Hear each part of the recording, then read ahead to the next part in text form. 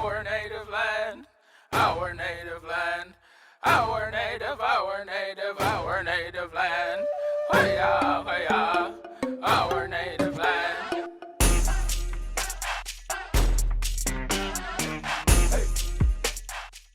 Hey everybody, Chattiseo here, host of Our Native Land through Czech Podcast Studios in Victoria, British Columbia. Before we get started with today's guest, I would just like to do a territory acknowledgement. I acknowledge with respect the Lekwungen peoples on whose traditional territory Czech Studio stands upon, and to all the Indigenous tribes that are part of the New Channel, Coast Salish, and Kwakwaka'wakw on Vancouver Island. I thank these nations and traditional land keepers for allowing us to live, work, and play on their lands, and I thank you, the listener and the viewer, for supporting Our Native Land. Today's guest is Greg Fraser. Greg is a local author here on Vancouver Island, and he has published a book about Joseph William McKay. The title of the book, A Métis Business Leader in Colonial British Columbia. We're going to get right into finding out about Greg and the book. Greg, welcome to Our Native Land. Thank you so much there, Chattis.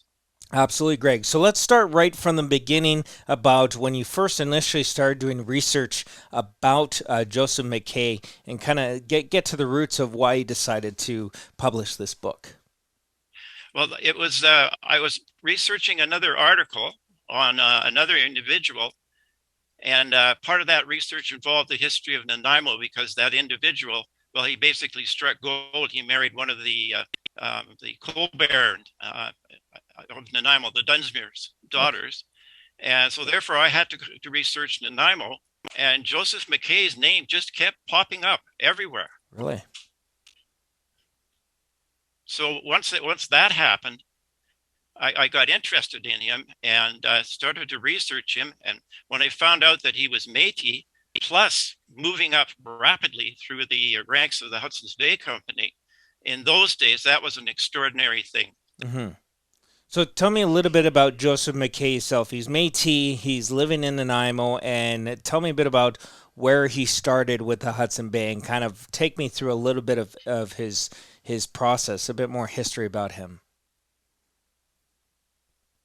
Right, Chaz. He actually was born in Quebec, in a small town that used to be called Rupert's House. It's now Wakaskani in Quebec. It's a Cree settlement. His parents were both Métis, with very strong connections to the Hudson's Bay Company. Mm-hmm. I have to say that the McKay family were very, very attached to the Hudson's Bay Company. In fact, McKay's father, he was a manager of one of the posts there in that area, in the James Bay area. McKay joined the Hudson's Bay Company when he was 15 years old, and went on a long voyage all the way from Hudson's Bay to Fort Vancouver, which is now in Washington State, but at that time was the headquarters of the Hudson's Bay Company. His first assignment is what I think really gave him some good attention from the Hudson's Bay Company. He was asked to take two British officers, Lieutenant Teal and Park, on a tour of Oregon to see just about where they figured the boundary was going to be settled between the Americans and the British at that time. And he did everything. He was the person who got the guides and got the horses and got the meals and all that sort of thing. And he impressed James Douglas, who later became, of course, the father of British Columbia. He very, very much impressed James Douglas, and James Douglas became his mentor. Douglas himself was part Black, which a lot of people don't know. And he certainly had a Métis wife, and he certainly took a real liking to Joseph. Mm-hmm. And at that point, they were in Fort Victoria, the end of Fort Victoria. And then that's when Douglas gave Joseph McKay the assignment of his lifetime, which was to go up to Nanaimo, which was called Winchelsea Inlet at that time, go to Nanaimo, open up the coal mines, which they had discovered through the tsunami people of Nanaimo, who had showed them where the coal was, open up the mines, establish a town, get the coal shipped out, and basically do everything to get it started. And of course, what he's best known for is the Bastion, which is still a part of Nanaimo, a very big tourist attraction in Nanaimo. McKay was responsible for it being built. Okay, so let's talk about that because I actually used to work at the Coast Bastion Hotel inside of the restaurant Oh, there really? pre-pandemic. So You're pretty close. I'm pretty Yeah. close. So I'd look at that Bastion building 5, 6 days a week, sometimes seven. So so he was a pioneering person behind that building, is what you're saying. That's correct. That's great. He was in charge of organizing the building of it.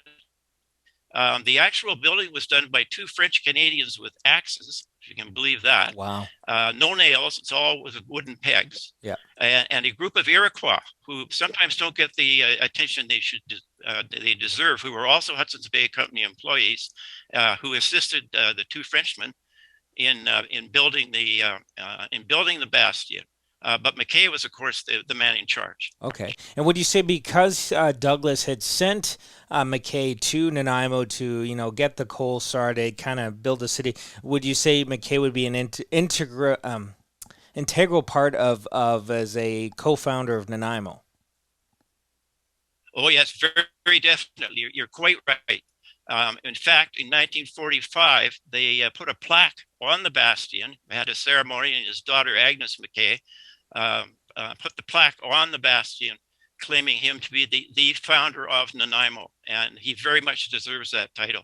Wow, that's so cool. And let's kind of dig into a bit about his roots himself. And McKay being a Métis man himself, how challenging was that for him to be part of the Hudson Bay Company and work his way up the ladder? Like, how common was that, if at all? Well, it certainly wasn't very common at all. In Eastern Canada, the Métis had no chance of getting above the rank of postmaster. However, out here, as you're probably well aware, everything was different, and the rules weren't enforced strictly. And McKay's talents were recognized very quickly by Douglas and also by Roderick Finlayson, who was in charge of Fort Victoria, who promoted him first to postmaster and then to second in command, which meant he became a clerk and he started getting a salary. That itself was going above the bounds. And McKay had the Métis qualities. Brodie Douglas, the research historian for the Métis Nation, British Columbia, makes a comment about some of the Métis qualities of diplomacy and tact, which they used in dealing with both First Nations and with the fur trader settler community. And McKay was full of that. He was excellent at dealing with people and getting along with people. Everybody seemed to like him. And he got promoted. And of course, Nanaimo was a big success for him. And after that, I can tell you later on, he got a very good promotion. Fantastic. Okay, so he's built Nanaimo. He's a fairly successful Métis man. Before we get into a bit more of his success after Nanaimo, you were just mentioning about the Bastion, how they did the the ceremony and put a plaque in honor of him helping being a co-founder or founder in Nanaimo. That his daughter was there. So when researching the book, did you talk to his family members? Is she still with us? No, she has passed away. There are surviving family members, one of which I'm going to get to meet, Ms. Spalding, who was maybe like a great granddaughter. I haven't got it quite figured out yet, but I will be meeting her, and we're both going to do a presentation to the Victoria Historical Society next year. That's exciting. Okay, so you done the research. We have the book out, and we're talking about Mr. Joseph McKay. For those of you that are just tuning in, a successful businessman from HBC and a Métis man himself. So he's done Nanaimo. What happens after Nanaimo? Well, very interestingly, he goes back to Victoria just at the time that James Douglas was ordered to have an assembly, a legislative assembly for Vancouver Island, which he really didn't want. He would rather have run the whole thing himself, but the British government forced him into it. And McKay was a prime candidate, being a very loyal Hudson's Bay Company man, because Douglas wanted to make sure he controlled the assembly. McKay did not have the land qualifications that he would need at that time, which was 300 acres of land. So the Hudson's Bay Company on the side helped him out. He did eventually pay for his land himself, to be fair, but they helped him out to make sure that he had that. so that he could run as a candidate for the assembly, which he did and got elected. And what happened is Douglas had engineered it so that it was like a 4-3 majority for him. He had McKay as his clerk, Pemberton as his surveyor. He had a man named Kennedy, who was a retired employee on, and Dr. Helmicken, who was the speaker, became Speaker of the House. He was the Hudson Bay Company doctor. So he had 4 votes, and the other 3 votes were opposed to him and opposed to the Hudson's Bay Company, but he still had a majority. So it's like having an election, but know that even if you lose 3 seats, you still win anyways. Oh, we cut out. Exactly, oh, yeah. Okay. And I should make a comment about McKay's land. His land is, oops. Go ahead. We'll do it again. There was just a little cut there, so go ahead. We'll talk about his land there. Okay. Yeah. Just a comment about McKay's land. A lot of it is now part of UVic, part of the Ring Road, Oh, okay. and going right down to the water. It was a very valuable piece of land. Mm-hmm. And of course, when the gold rush happened, McKay and a lot of these other Hudson's Bay Company people made a lot of money when the gold rush came and all the miners started coming through Victoria. Mm-hmm. And for a Métis man or Indigenous man at that time working for the Hudson Bay Company, there must have been a bit of protest maybe from other Indigenous tribes and leaders and communities. What was sort of the reaction to him being so well established at HBC and maybe the Indigenous community? What was that tension or lack of tension like? There wasn't as much tension as you might expect. Normally, you would expect there would be quite a bit of tension, but McKay was a very likable individual and had the ability to get along with all groups of people, with First Nations people, with the Settler Society. In fact, when he left Victoria to his new post and his big promotion to Fort Kamloops in 1860, Amor de Cosmos, who established the what's now the Times Colonist, the British colonist, he hated that Hudson's Bay Company and anybody with it, but he wrote a very good piece on McKay, wishing him well, because he said he was one of the few company men who welcomed the newcomers and made friends among the newcomers. So that's the kind of person McKay was. Race didn't seem to come into it. It was more the kind of individual that he was. Okay, so he goes to Fort Kamloops. Is that a promotion again too? Big promotion. He becomes a chief trader, which means he is now considered an officer and gentleman of the company. He gets a share in the company's profits, one share, it's a big promotion. And he was in charge of the whole Kamloops region in 1860, right through to about 1866, which covers the whole Caribou Gold Rush. And he did a lot of things in the Kamloops area. Okay, what kind of things did he do? If you don't mind expanding on that.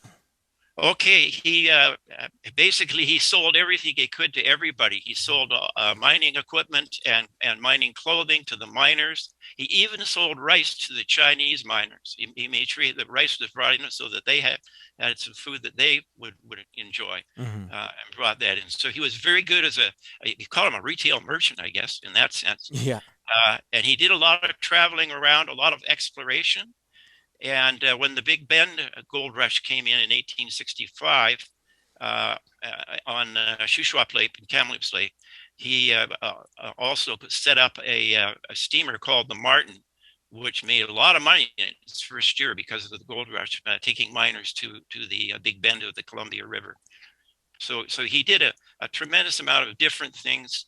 And he got along with all different groups. He could get along with First Nations people. He could get along with the miners who were coming through, a very different group of people, many of them being American and not particularly, in language to First Nations. But he was able to get along with these groups and managed to sort of work with them all. And I think that's what's so significant and amazing about his story. At a time where there was a lot of negative impacts of colonialism and settler factions or structures in Canada, to hear about a gentleman who managed to blow right through that and create a career and a story for himself, I think is quite remarkable, and that's one of the reasons why I want to talk to you. And I think a lot of the listeners or viewers can really, appreciate the effort that it took for him to get where he is. Was there any part of his career where that of where it was there was a lot of struggle in regard to his race, or was it really just he was just a great guy, so everybody loved him? You just said it right there. Okay. Yeah, he was a great guy. Everybody liked him. He did his job well. He could multitask very easily, and he just got along with people and got the job done. And I think it was Susan Allison, the Allison Pass in Highway 3, which is about the only route you can get to the interior right now with the fires. She made a comment one time saying that Joe McKay would come through, and it was like having a newspaper. He knew everything that was going on in the world and around, and she said you could trust him. Everything that he said was true. And so he basically, it was his character and his ability that got him to go all the way to what was called the chief factor, which he achieved in 1872. And that meant he got 2 shares in the company, which meant he got more money. Mm-hmm. And that was like, if you would say, the board of directors of the Hudson's Bay Company in Canada were all the chief factors. They were like a board of directors. Wow. And McKay reached that point. And there's only 2 or 3 other Métis in Canadian history that actually did that. Wow. Okay. So he's at the top of his game, or in the top position for the Hudson Bay. He said 1975, correct? Oh, 1872 he became. Sorry. Wow. Way off. Oh, no problem. No problem. Okay. So he's there. I do it all the time. He's there now. What happens next? So we're probably obviously getting into later years of McKay's life. Where does it end up? Okay. Now that's a very good question. I'm glad you asked it. Because by 1877, 1878, when he was a chief factor, the company was concerned because McKay had so many outside interests, mining companies, railroad companies, all kinds of different other business interests that he has. There's quite a file, if you go to the BC archives, a huge file of all these places that he was involved in. And they were concerned that he was spending too much time on his extracurricular activities, if you want to call it, Mm-hmm. not enough time on the company. So in 1878, he leaves the company, probably being asked, retire sort Mm-hmm. of idea. And he leaves the company, has a very brief career as a salmon cannery manager, becomes a census commissioner for BC through his fur trade connections. And then eventually he becomes a federal Indian agent. In the 1880s, Mm-hmm. and had a very successful career as a federal Indian agent. Of course, he knew the First Nations people, but also he spoke Chinook, which was the fur trade language. And anybody who was First Nations or fur trade knew Chinook, and that's how they communicated. Okay, so he was sort of like, if you were to say an Indian agent, he would now be considered like a relations minister, if anything. That's right. Yeah. Okay. Yeah. And he was very pro First Nations and defended their interests when the CPR tried to steal their land, take their land away. He stood up for them. Mm-hmm. And he is quoted. I have several examples mentioned in the book. He's quoted in several land claims cases that are still before the courts here in British Columbia. But some of the things that he did or said are quoted even today. Wow, that's so great. That's so great. So he's how old is he now by the time he's doing the relations, or the Indian officer for the government of British Columbia or government of Canada? Government of Canada. That was for a government federal agent. Okay, so he's a federal agent. So at what age is he there, and when does he retire and kind of settle down, or does he pass away at that point? He that's a good way of putting it, the way you just said it. He was in his 60s, and his final promotion was from Indian agent to Deputy Superintendent of Indian Affairs for British Columbia. That sounds so official. My goodness. Well, it took him back to Victoria, which was great. And his wife, of course, she just loved Victoria. Yeah. And so they were back where they were. And in his last years, he lectured and he wrote a couple of articles one on the fur trading system and one on the First Nations of BC. Wrote a couple of them, had them published. He lectured, and then he did get sick, unfortunately, and had a long illness, ended up in hospital for quite a while, and passed away in 1900 at the age of 72. And the Colonist gave a very good obituary for him, saying that he's saying that there was probably only 2 or 3 other people in Victoria that would remember the old Fort Victoria before McKay came. That's how long McKay had been around. Wow. And to be in that time period, to be Métis or to be anybody for that matter, to live to your 70s and have such a successful career is just a rarity in itself. So it's quite impressive, to be honest. Yes, it is. It's a very impressive career, and he certainly deserves every accolade that he gets. And you know, I look at it this way. You put it in Hollywood terms. The stars would be like James Douglas. He would get the Best Actors Award. The Best Supporting Actor would be McKay, who was always there. You know, never the man totally in charge like Douglas would be as a governor, but he was always there and always doing the work, and certainly deserved all the accolades that he got. Yeah, absolutely. So besides you writing the book, which I think is an accolade in itself, there's the plaque of the Bastion. Has there been any sort of recent recognition or any recognition of note besides those 2 things I mentioned? No, there hasn't been, but what I'm hoping is with the book coming out and getting publicity with such programs as yourselves, is that there'll be more of an interest in McKay and other people who were about the same level that he was, but haven't had that recognition. Absolutely. Well, we're running out of time here, Greg. I appreciate you coming on the show, and I think you've done a fantastic and respectful job at doing the research and really putting his name forward. And it's people that like you that are bringing, historic and important people to the forefront. And I think people are really going to enjoy your book, and I appreciate you and your publisher reaching out to the show to have you on the show. So thank you again so much for coming on to Our Native Land. And thank you so much for having me. Yeah, absolutely, Greg. Take care.